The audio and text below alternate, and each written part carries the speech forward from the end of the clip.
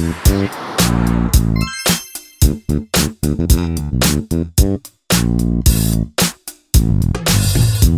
assalamualaikum warahmatullahi wabarakatuh. Waalaikumsalam warahmatullahi wabarakatuh. Kembali lagi bersama Om Adit dan saya, Om Hamid di Spin Doctor. Spin Doctors ya. Kita nggak tahu udah episode yang berapa ya? Ya, episode kesekian, gue juga lupa.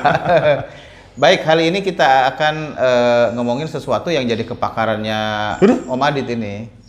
Dia baru riset, udah 2 tahun lalu ya, riset soal politik dan perempuan dari Australia ya, dananya ya. Kebetulan dapat hibah dari Indonesian Project Australia National University. Wah, keren. Ya. Bukan dosen kaleng-kaleng. Ada risetnya. Tentang apa namanya perempuan dan politik. Perempuan dan politik. Terutama di partai politik. Terus kemudian keterwakilan perempuan. Ya kayak gitu lah, Mit. Oke. Sambil nunggu jurnalnya terbit, kabarnya sih udah accepted. Oh, iya. Nah, kita omongin karena kebenaran nih kemarin ada banyak perayaan di tanggal 8 Maret tentang International Women's Day ya. Jadi banyak orang memperingati dengan berbagai macam cara, ada festival, karnaval, demo, sampai maraton. Di dekat rumah gua ada maraton juga kemarin, 5 kilo. Tapi karena gua laki-laki, gua kagak ikut. Untuk perempuan. Ikut juga nggak apa-apa. Nggak boleh, harus perempuan. Masa? Iya. Nah itu, jadi memang spesial, kali ini kita akan bicara itu. Oke, siap. Jadi jangan sampai kita memperingati rame, tapi kita nggak paham dalam dunia politik sekarang perempuan gimana sih gitu. Oke, lebih khususnya ke perempuan di politik ya, karena International Women's Day itu bicaranya soal equality. Equality itu betul. Kan maknanya dia nggak cuma hanya secara politik, betul, tapi juga bicara soal keadilan di ruang kerja, keadilan di dalam kehidupan sehari-hari dan sebagainya, ataupun hubungan-hubungan yang kerap tidak seimbang antara laki perempuan di keluarga atau di level yang paling tinggi negara sekalipun. Jadi sangat luas sih itu. Sangat luas sebetulnya. Tapi ya karena kita berdua orang politik ya, kita ngomongnya dari sudut pandang politik, peran perempuan di dunia politik. Nah, karena itu gua banyak nanya nih, nggak apa-apa ya. Sekarang memang posisi perempuan dalam politik sekarang itu bagaimana? In the current situation ya. Gua ngejawab pakai bahasa Inggris toh. Jadi di internasional, kita bicara soal perempuan dalam politik, kita sebut dengan women's representation ya, keterwakilan perempuan. Itu sekarang rata-rata jumlah wakil perempuan di parlemen ya, itu sekitar 20%. Rata-rata 20%. Rata-rata. Di parlemen negara, di berbagai negara rata-rata. Itu rata-rata dunia. Nah, Indonesia dalam konteks ini kita itu sudah menerapkan kebijakan afirmasi namanya ya, kebijakan khusus untuk agar mendorong keterwakilan perempuan sebanyak 30% tersebut di DPR itu sejak tahun 2004, pemilu 2004. 2004, 2009, 2014 dan 2019 baru kali ini kita punya di atas hampir 21%. Hasil pemilu 2019. Ya. Okay. Nah, 2004 itu ketika diterapkan itu angkanya sekitar 17%. Jadi relatif naik sedikit. Ada progres naik sedikit, tapi nggak nyampe di angka cita-cita yaitu 30%. Oke. Tapi karena udah itu targetnya memang maunya 30%. Yang namanya gender kuotanya itu 30%. Tapi kita belum pernah nyampe sampai angka 30%. Tapi untuk yang hari ini, untuk pemilu 2019, yang menariknya adalah ada satu partai politik yang berhasil melewati angka 30% di DPR nasional. Partai apa tuh? Nasdem. Oh, Nasdem ya? Iya. Nasdem itu satu partai yang dia punya kondisi yang positif, dia lebih dari 30%. Yang lain masih berusaha. Masih struggling lah untuk bisa mencapai angka itu. Ini parlemen nasional, DPR ya? Ya. Di daerah bervariasi? Di daerah itu udah ada kecenderungannya gini, Mit. Kalau di beberapa provinsi seperti Sulawesi Utara, ya, atau Jawa Barat, atau di kabupaten kota di Manado, ataupun di Maluku segala macam, itu udah ada lebih dari 30%. Bahkan gua nggak ingat ya, kayaknya ada yang hampir 40, tapi ada yang udah rata-rata 30. Itu yang baik ya, ada di sisi provinsi ya. Kalau dari sisi provinsi yang tidak baik pun juga ada. Kayak misalkan di Bali, di Aceh, itu untuk wakil perempuan itu juga masih belum ada gitu. Oke. Jadi memang sangat relatif ya, karena itu menyangkut soal kultur, Mit. Oke. Bagaimana kultur di daerah atau masyarakatnya itu lebih acceptance terhadap kehadiran perempuan di dalam ranah publik. Itu poin-poinnya lebih ke sana sih. Dan yang sering ditanyakan oleh teman-teman di lapangan, kenapa sih perempuan mesti dikasih affirmative action atau affirmative policy tadi? Ini soal ketidakadilan.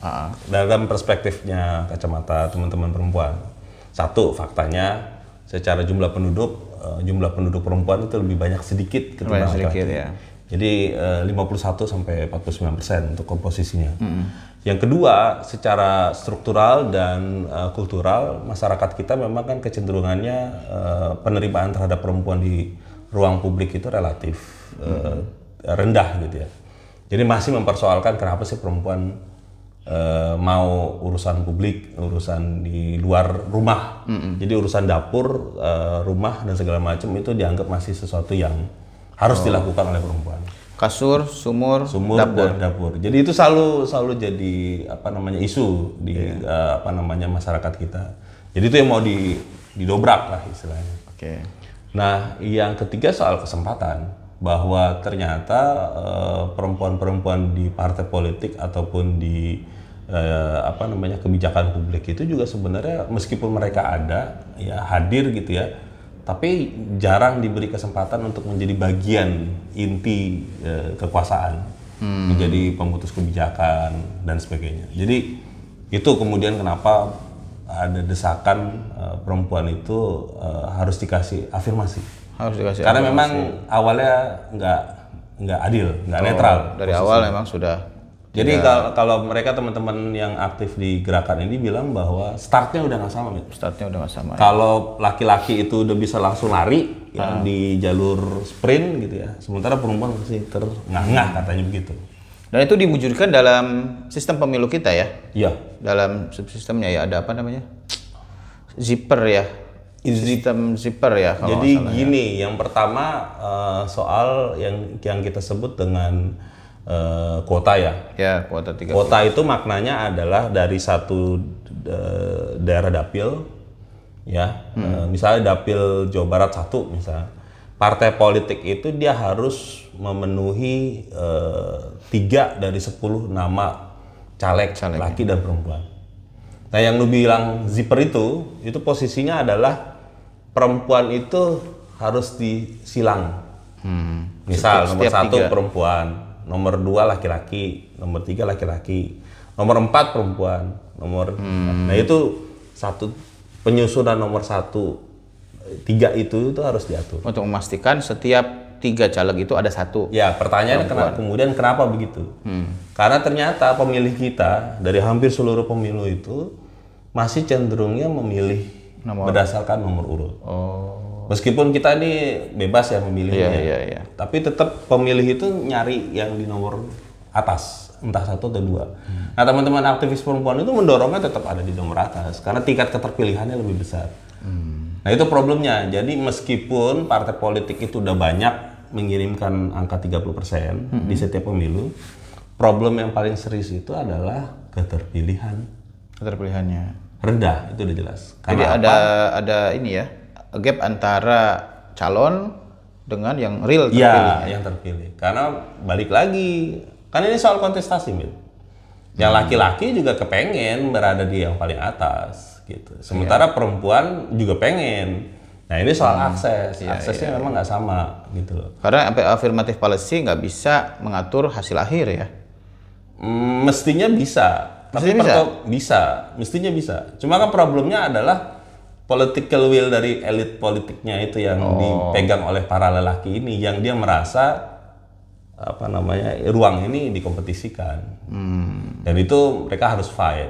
Jadi perempuan di dalam partai itu fighter itu. Iya. Tapi apa memang di benak masyarakat kita ya setelah sekian tahun, kalau dari 2004 sekarang 2020 berarti sudah sekitar 16 tahun ya kebijakan itu memang masih menganggap penting ya gender ya, bahwa pemimpin masih harus laki-laki atau apa gitu, masih jadi referensi ya? Sekarang itu malah gue ngelihat bukan problem ya. Dulu waktu di awal problem serius. Ya. Kenapa itu gua bandingkan karena waktu dulu ketika misalkan Megawati terpilih jadi presiden, itu sebenarnya relatif pemilih dan elit politik kita itu mudah untuk menerima kenyataan bahwa perempuan itu bisa untuk jadi pemimpin politik. Yang nggak menerima elit yang main-mainin yang waktu lain itu. lah, yang lain yang bikin poros tengah waktu itu. Iya, yang dan kemudian atas nama agama segala macam itu kan yang kemudian jadi bahannya. Ya itu elit berarti, itu kerjaan elit. Ya, memang ini elit di sana. Nah, tapi ketika pembahasan undang-undang yang 30% di 2004 itu sebenarnya relatif mereka nggak punya persoalan serius. Persoalannya adalah ya kita berkompetisi. Oke. Nah, gimana caranya agar adil lah gitu lah. Tapi yang nggak diterima oleh banyak politisi laki-laki adalah lu gua kasih ruang, lu gua kasih kesempatan. Tapi pada saat yang bersamaan, ya gue tersinggung juga karena yang lu ambil itu adalah tempat yang gue bertarung juga gitu. Oh. Ini soal politik, men. Iya, soal politik. Soal kompetisi pemilu. Dan soal kapasitas dalam bertarung, ada beda nggak caleg laki-laki dengan caleg perempuan? Lebih kuat. Soal duitnya juga beda. Ya? Lebih kuat laki-laki biasanya? Iya, pasti. Karena kan mampuannya juga kan beda. Tapi makin lama makin kesini, jangan salah juga, teman-teman politisi perempuan itu juga fighter-fighter juga. Jadi mereka udah tahu ya, udah makin punya kemampuan adaptasi yang baik juga gitu ya. Tapi memang gini, situasi yang kerap kali menjadi tidak adil karena situasinya masih didominasi oleh laki-laki. Di elit partai, pimpinannya, di lingkaran intinya, pemutusan dalam seleksi caleg itu masih dikuasai lagi. Walaupun harus ada 30% pengurus perempuan juga ya, di partai politik kan? Itu pun juga masih problem, bukan hal yang mudah juga. Iya. Jadi memang banyak aspeknya. Jadi soal angka 20%, 30% itu ketika nyampe ke publik tuh angka aja. Yang belum tentu juga teman-teman perempuan di partai ataupun di DPR itu masih punya perjuangan lah. Iya. Tapi gini, Dit, gue mau cerita dikit. Kalau di provinsi sebelahnya Jakarta misalnya, Banten maksud lo? itu kan dikenal sebagai kampung jawara, amat maskulin begitu, tapi muncul banyak pemimpin perempuan. Misalnya dulu ada mantan gubernur yang sekarang di penjara ya. Atut, adiknya Atut itu perempuan juga, Bupati Serang. Istrinya Dimyati, Irna Dimyati itu Bupati Pandeglang. Bupati Lebak itu juga perempuan, Iti Jayabaya. Calon terkuat untuk Cilegon, wakil wali kota, yang sekarang maju jadi wali kota itu juga perempuan. Nah, ada banyak pemimpin perempuan, belum lagi di legislatif ya. Tapi mereka semua kan kekerabatan itu. Nah itu dia. Apakah kemudian sistem yang tadi ya dibikin untuk mendorong pengaruh utamaan perempuan di dunia politik ini kemudian juga bisa membuat orang-orang ini merepresentasikan perempuan? Apakah perempuan-perempuan tadi merepresentasikan perempuan? Itu kan persoalan juga gitu. Gimana menurut lo? Pertanyaan Hamid itu kayak pertanyaan orang lagi sidang.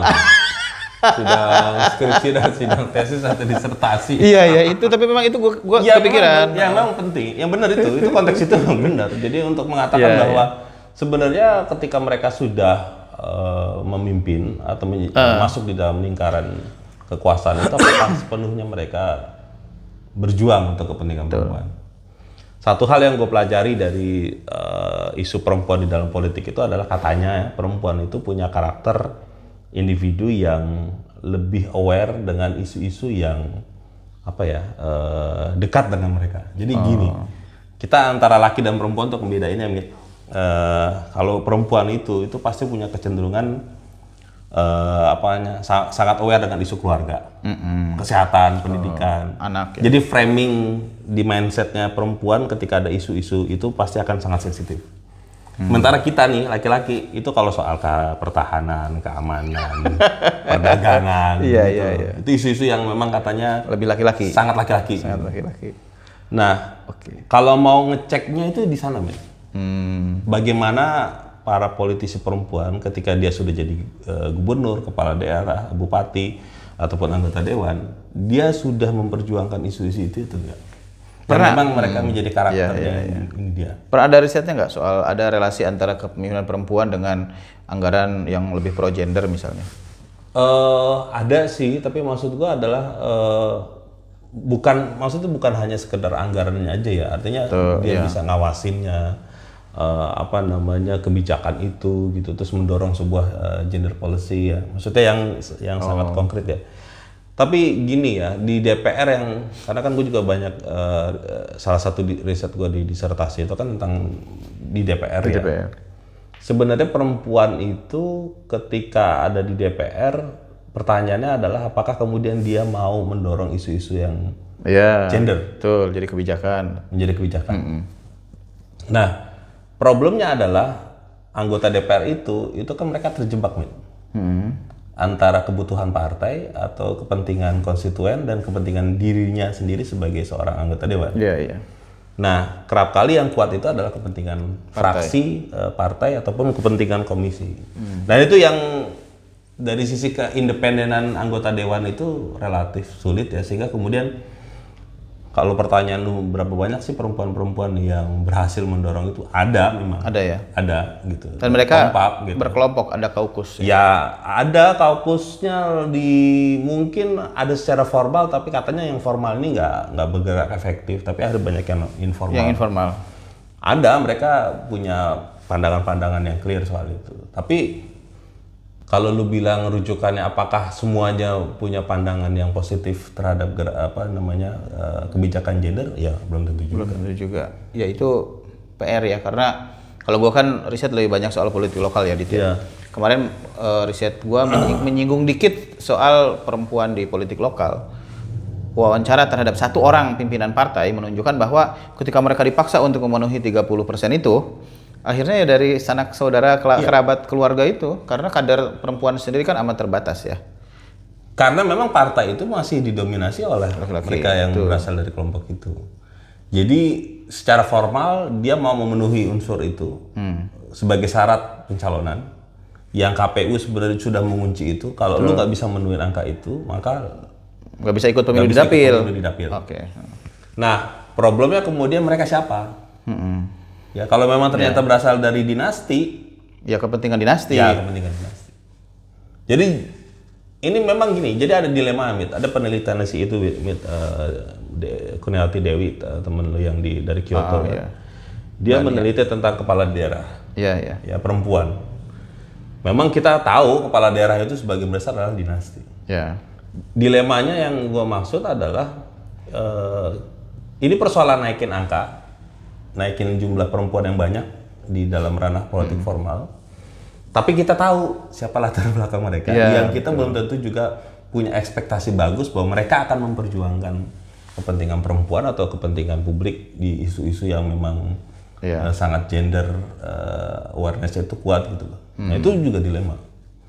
Ya, misalnya lu bilang kepala daerah yang di Banten itu seberapa banyak sih sebenarnya aware sama isu-isu perempuan? Kita harus dicek dulu. Walaupun sebenarnya dalam beberapa hal ada lah ya, kayak Airin, terus kemudian gua nggak ngerti kalau misalnya Iti punya perspektif nggak soal itu. Irna gimana soal itu? Iti amat maskulin. Terakhir naik truk dia. Gitu. Jadi ya ini soal kalau teman-teman di aktivis perempuan ataupun yang mengikuti isu-isu perempuan dalam politik, pertanyaan isi kepalanya itu dia punya perspektif gak tentang keadilan gender? Selalu akan ditanya soal itu. Iya. Nah, upaya yang lebih sistematis untuk mendorong kehadiran perempuan ini mampu mendorong kebijakan yang pro gender gitu ya. Itu ada nggak sih sebenarnya? Sebenarnya ada, tapi kan ini banyak benturannya ya. Benturannya itu, oke, satu hal dari sisi policy ya. Buat gue sih udah clear di undang-undang pemilu dan undang-undang partai politik. Udah jelas itu. Jadi di artikel yang tadi lu sebut itu sebenarnya kita bilang bahwa sebenarnya dari sisi regulasi udah clear, udah regulasi ada. Gitu. Clear ya. Betul. Nah, cuman persoalannya yang harus kita lihat dari hulunya, dari partai politiknya, itu juga problem gitu loh. Soal kaderisasinya. Terus kemudian soal penempatan berapa banyak sih perempuan yang jadi pengurus, apakah memang hanya cuman sekedar jadi MC atau jadi bagian konsumsi gitu ya. Nah, itu soal itu juga belum lagi kita membicarakan soal mindset ya, yang ada di pikiran mereka. Iya. Jadi memang masih panjang ya. Jadi soal kultural, struktural, pemahaman tentang isu gender sendiri itu juga masih banyak. Nah ini hal terakhir yang bakal kita bahas. Ini kan kondisi existingnya yang menarik juga sebetulnya gimana sih anak-anak muda, kalau perempuan mudi ya, yang memang juga punya keinginan berpolitik, fresh begitu, kaum milenial gitu ya. Kita pernah ngomongin ini di salah satu bahasan kita ya soal anak muda dan politik itu. Nah anak muda yang perempuan nih, kayaknya sih perlu didorong lebih kuat lagi. Gue punya itu gue punya ya nyambung soal itu ya. Gue tuh punya cita-cita program ya, pengen banget tuh bikinin program untuk para aktivis-aktivis perempuan muda. Bagi yang anak SMA ataupun di awal-awal kuliah ya. Yang track record organisasi kemahasiswaannya atau OSIS-nya itu udah bagus gitu ya. Terus gue masukin camp tuh, bikinin training. Oh, keren juga tuh. Bikinin training berapa hari gitu ya. Kita ngomongin politik perempuan dan segala macam. Setelah trainingnya selesai 2-3 hari, gue lempar ke partai politik. Suruh magang. Oh, magangnya di partai. Iya, harus lihat tuh di partai. Di partai sama jadi tim sukses, Jadi tim sukses? Tim sukses pilkada. Oh. Bantuin canvassing, bantuin kampanye, plus konten. Jadi tim asistensinya anggota dewan. Biar ngerti tuh kerja dewan kayak apa. Ntar 2 hari lu didik mereka dicuci otak sama politisi? Ya biarkan. Enggak, maksud gua pengen bilang bahwa kita kasih kesempatan mereka untuk mengenal dunia politik real. Itu ada nih misalkan dalam 1 bulan, 2 bulan. Iya. Setelah itu mereka punya anggapan, kok politik itu kotor ya, kok politik itu korup ya begini-gini, gue tahu udah dapat cerita gitu. Biarkan dia punya pandangan itu, silakan memutuskan untuk take out, nggak jadi masuk politik. Tapi kalau emang mau punya untuk itu, ya kasih kesempatan. Nah itu gue berpikir salah satu cara untuk bisa memasukkan mereka ke tempat politik, dikenalkan dari awal. Karena kalau nggak gitu, apa? Tapi setelah mereka magang, mereka harus lu tarik dulu, lu didik lagi di 2-3 hari lagi, biar bersih lagi. Nah itu bener juga sih. Pakai sanitizer dibersihin ya. Harus pakai sanitizer. Kuman-kumannya. Karena biar nggak tercemar. Iya, tercemar.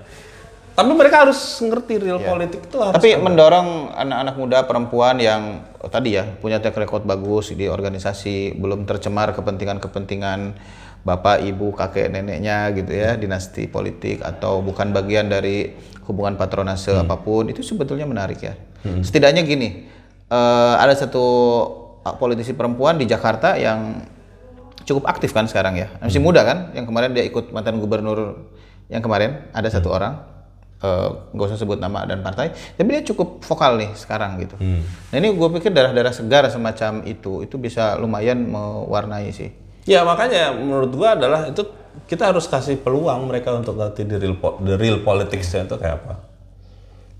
Pertanyaannya kemudian dia ke orang yang bersangkutan adalah dia mau menghadapi itu dan move on, jalan terus gitu. Atau dia mau balik kanan gitu, emang nggak mau minat. Kan ini soal mental kemudian. Ya maksudnya mental berpolitik juga yang harus kita ini. Jangan menganggap bahwa dunia politik itu dunia gemerlap, hura-hura. Iya. Langsung di atas gitu. Itu perjuangan. Itu harus, karena makin lama makin kesini memang butuh ya bukan hanya perempuan ya, yang para anak-anak muda yang cowok-cowoknya ini juga menurutku juga harus dikasih tempat pelatihan yang sama juga. Iya. Itu maunya. Betul. Oke. Gitu. Itulah perempuan dan politik kali ini. Mudah-mudahan membantu. Jangan lupa subscribe. Kalau ada yang mau ditanyakan, didiskusikan. Ini Om Adit pakarnya. Jadi silahkan tanyakan di sana. Nanti kapan-kapan kita diskusi lagi. Bisa. Kalau perlu request hal-hal yang lebih spesifik juga bisa kali ya. Kita bisa tampilkan lebih banyak data. Iya, kita juga perlu undang politisi perempuan nanti. Boleh. Atau siapalah. Pokoknya jangan kita berdua aja yang ngomongin soal perempuan dan politik. Saya ngomongin perempuan politik, cowok-cowok, om-om ini. Oke. Baik, terima kasih. Assalamualaikum warahmatullahi wabarakatuh. Waalaikumsalam warahmatullahi wabarakatuh.